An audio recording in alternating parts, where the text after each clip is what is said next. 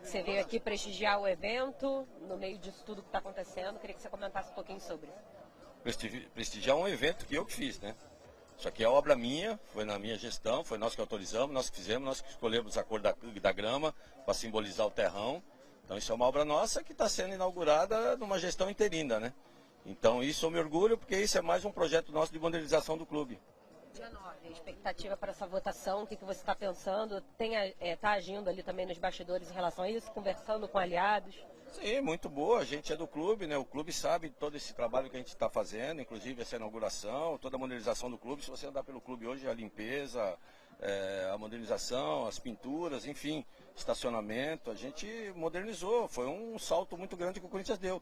Então dentro do clube a gente tá muito tranquilo e trabalhando para que a gente possa voltar dia 9. O que você achou ontem da entrevista do Tuma, né? Foi uma entrevista forte, chegou em alguns momentos ali, falou... Salve nação corintiana, tudo jóia? Gente, olha eu aqui de novo, Mineirinho na voz, trazendo para vocês mais um cortezinho do vídeo da ESPN Brasil, né? Aí repercutindo, entrevistando, né? E vários outros repórteres, o presidente afastado do cargo, Augusto Melo, nessa manhã de sabadão. Então, a partir desse momento, a gente vai reagir, vai repercutir a todas essas informações, mas vamos iniciar o vídeo falando um pouquinho do Ministério Público de São Paulo, que está investigando os cartões corporativos do Corinthians. O Ministério Público acabou aí solicitando ao Corinthians o envio de todas as prestações de conta dos cartões de crédito da presidência do clube entre os anos 2018 e 2023. Esse período, né, correspondente às gestões de Andrés Sanches e Duílio Monteiro Alves. Nessa época, quem era o gerente financeiro era Roberto Gadioli, né? E o Ministério Público quer ouvi-lo. O Ministério Público também está cuidando do caso, né? E pretende também ouvir Cássio Cancerino, né? O promotor quer ouvir também o ex-diretor Matias Romano Avelar. O Ministério Público quer fazer várias oitivas. Assim, que as pessoas falam, mas quem está cuidando disso não é o Conselho Deliberativo, o Conselho Fiscal, o Conselho de Ética? Deixar bem claro que o CORE, ele cuida de um departamento interno do clube. Agora, o poder de investigação, quem tem é a polícia. Quem tem é o Ministério Público. Um exemplo, o Augusto Melo, ele foi indiciado pela Polícia Civil pelos crimes de lavagem de dinheiro, associação criminosa e furto qualificado. E aí, o Ministério Público ofereceu denúncia e aí Augusto passou a ser réu dentro do processo junto com Marcelo Maliano, Alex Cassundé e Sérgio Moura. Então isso é poder de polícia e não faz parte do conselho, do CORE, né? O CORE está investigando coisas internas do clube. E se forem comprovados aí esses gastos de formas pessoais pelo Andrés e pelo Duílio, eles responderão na justiça. E dentro do Corinthians, o conselho pode votar e eles podem ser expulsos do conselho, não fazer mais parte do quadro associativo do Corinthians. Então são coisas diferentes no Corinthians. As notícias são mais pelas páginas policiais do que pelas páginas futebolísticas. Infelizmente, não é a realidade. O Corinthians hoje vive um caos em sua política. Veja bem o que aconteceu aí ontem, na sexta-feira. O Romeu Tuma Júnior, presidente do conselho, acabou concedendo a entrevista coletiva e gerou várias polêmicas dentro dessa entrevista. Já à noite, o presidente interino do Corinthians, Osmar Stabile, acabou aí concedendo uma entrevista para a Rádio Bandeirante. Foi questionado de vários assuntos, né? Então o Corinthians hoje vive um caos, né? É uma gestão temerária, né? Augusto Melo, que está afastado do cargo, pode retornar dia 9 de agosto, porque acontece a Assembleia Geral do Sócio para ratificar o impeachment de Augusto Melo ou para reconduzir ao cargo. O Corinthians a gente não sabe quem vai ser o presidente. Augusto Melo fala como se fosse presidente. E hoje ele concedeu entrevista aí, né, para os repórteres, né? E vê que ele falou de várias turmas, acabou aí detonando, criticando muito, né? O Romeu Tuma Júnior, Augusto Melo que está afastado da presidência, né? Compareceu ao evento hoje e acabou criticando, dizendo que está confiante, né, no seu retorno dia 9 de agosto à presidência do Corinthians, de onde diz ele que nunca deveria ter saído, né? Aí a Assembleia vai votar aí. Augusto também comentou sobre a entrevista coletiva de Romeu Tuma Júnior, né? Que é presidente do conselho. Na última sexta-feira ele fez isso. E Augusto acabou sem papas na língua. Augusto todo mundo conhece, sabe que é um cara de personalidade forte. E fala mesmo, se tiver de falar. E chamou a entrevista de Romeu Tuma Júnior de uma entrevista patética, de uma entrevista, né?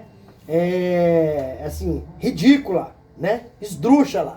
São palavras do Augusto Melo, né? Então, Augusto também falou do fim do cambismo do Corinthians, né?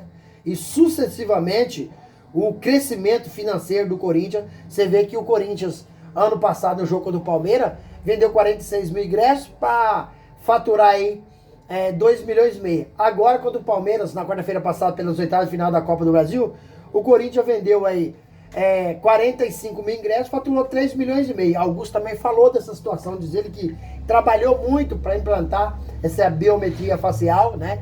Só que ele foi retirado antes do cargo, não deu tempo dele colocar, mas é um trabalho que já estava sendo feito por ele. Augusto também comentou, né, sobre os cartões corporativos, né, do Corinthians, e Augusto falou de vários assuntos, está confiante no seu retorno, e essa Assembleia aí pode retornar, Augusto pode retornar ao Corinthians. E aí, fiel, o que vocês acharam da entrevista de Augusto Melo? Ele tem razão ou não do que está falando? Use o espaço aqui no vídeo para você registrar seu comentário, deixa o like e a inscrição. Gente, vamos mudar de assunto? Vamos falar um pouquinho da entrevista de Osmar Stá, presidente interino do Corinthians, à Rádio Bandeirante, ontem à noite. O Osmar Stá acabou revelando que está à disposição, né, para ser candidato a presidente do Corinthians na próxima candidatura do clube. Lembrando que esse mandato vai até 2026. Augusto estava no poder, mas nele de ser afastado, Osmar Stá está interino. Mas também está como conselheiro vitalício desde 2003 e como conselheiro trienal desde 2000. Timão tem cerca aí aproximadamente de 100 conselheiros vitalícios. Corinthians não pode mais errar, segundo o presidente interino Augusto Melo. O Corinthians tem que fazer todos os negócios bons, não tem como ter chance mais de errar, e agora chegou o momento de acertar e fazer as coisas corretas. Osmar Stá também, em poucos dias, já mostrou aí seu trabalho, né? Colocou reconhecimento facial, que Augusto começou, mas quem terminou foi o Osmar Stá. Em apenas 25 dias, né? Foi muito rápido. O resultado já veio nesse jogo aí do Palmeiras, né? E aumentou os pagantes, então já tem melhorado muita coisa, e aos poucos o Corinthians ainda vai melhorar muito mais. Então, Osmar Stá não esconde que o Corinthians está passando por uma crise, né, muito difícil, né, mas em 60 dias conseguiu aí organizar algumas coisas importantíssimas. Quais são? Né, colocou aí o salário em dia, colocou os direitos de imagem em dia, né, a primeira parcela da premiação do Campeonato Paulista e do Brasileirão já foi paga.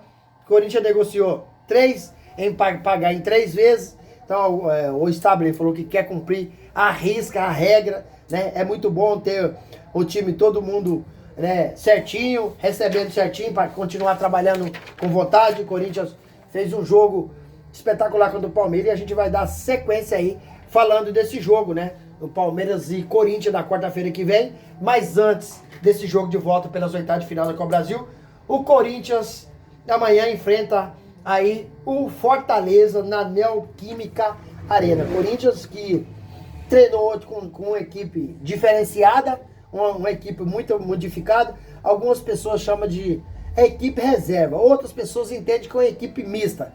Mas Dorival provavelmente vai mudar, porque a prioridade de Dorival é essa Copa do Brasil, e o Brasileirão tem muito tempo, né, de de o Corinthians recuperar.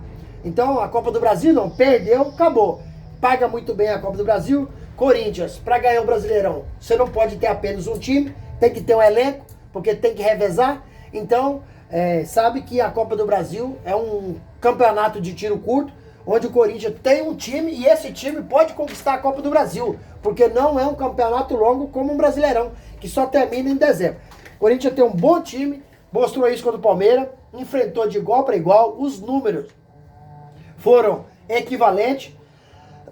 O Corinthians em alguns momentos teve melhor que o Palmeiras em outros momentos teve melhor que o Corinthians. Então foi muito equacionado esse jogo. O Corinthians tem total chance de ir para o Allianz Parque fazer um jogo e trazer a classificação de lá. Lembrando que o sistema defensivo do Corinthians já melhorou muito. A gente percebeu que o jogo após o São Paulo, de lá para cá o Corinthians cresceu. Contra o Cruzeiro, o Corinthians não tomou gol. E o sistema defensivo jogou muito certinho, muito compactado. Contra o Botafogo lá no Rio, o Corinthians também não tomou gol, mesmo jogando com a equipe aí reserva. E contra o Palmeiras, o Corinthians também não tomou gol. E pra mim foi o melhor jogo que eu vi do Corinthians na temporada 2025. Uma equipe extremamente ajustada, compactada, um sistema defensivo que brilhou, porque Mateuzinho na direita e Matheus Bidu na esquerda, né, fizeram um jogo assim, espetacular. E André Ramalho e Gustavo Henrique fez o jogo perfeito da defesa. O goleiro Hugo Souza quase não foi exigido. E quando foi, assim, foi tranquilo na bola, defendeu tranquilo. Meio campo do Corinthians, pra mim, em campo melhor foi Ranieri. Ranieri jogou muito, mas o trio Garro, Memphis e Yuri Alberto não brilharam. O que o Memphis fez? Sofreu o pênalti e marcou o gol, mas decidiu a partida. Então, não tem como não falar do cara. Mas assim, durante o período do jogo, não jogou bem. Estava muito apático, completamente apagado em campo. Então, e o Garro? Garro também não jogou bem, muito sumido em campo. Se esforçou, lutou, não faltou dedicação. Mas cobrou aquela falta ali, enganando toda a defesa do Palmeiras, para o Mateuzinho cruzar a cabeça do Memphis e fazer o gol. E o Roberto sofreu a falta, mas também não jogou bem. É a falta que o Memphis fez o gol, mas não jogou bem, bateu o pênalti muito mal. O pênalti do Yuri Alberto foi muito mal, que bateu a meia altura. Isso facilitou a defesa do goleiro Everton. E eu espero que na quarta-feira que vem, no Allianz Parque, esse trio brilhe e o Corinthians arranque uma classificação espetacular pela Copa do Brasil. E o Corinthians, se passar, vai ganhar 4 milhões e 700 de premiação e chega às quartas de finais da Copa do Brasil. E aí, fiel, vocês estão confiantes assim como eu? Use o espaço aqui no vídeo para você registrar seu comentário. Deixa o like, deixa a inscrição no vídeo e deixe também... eu quero deixar o meu agradecimento por tudo que vocês fazem por mim aqui. Sem mais delongas, até o próximo vídeo. Tchau, tchau.